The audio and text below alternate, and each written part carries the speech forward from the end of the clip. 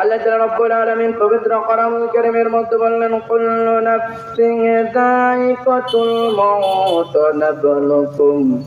ওয়া নাবলুকুম বিশ-শাররি ওয়াল খায়রি ফিতনাতাও ওয়া ইলাইনা তুরজাউন।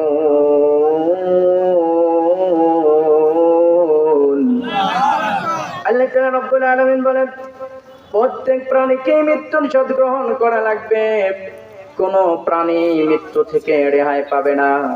আল্লাহ তাআলা বলেন পৃথিবীতে আমি যত প্রাণীকুল সৃষ্টি করেছি সবাইকে মৃত্যুর স্বাদ গ্রহণ করা লাগবে।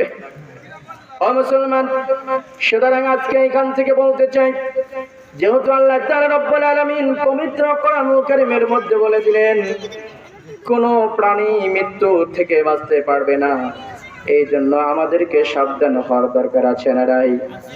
জোরে বলেন, সাবধান হওয়ার দরকার আছে না নাই?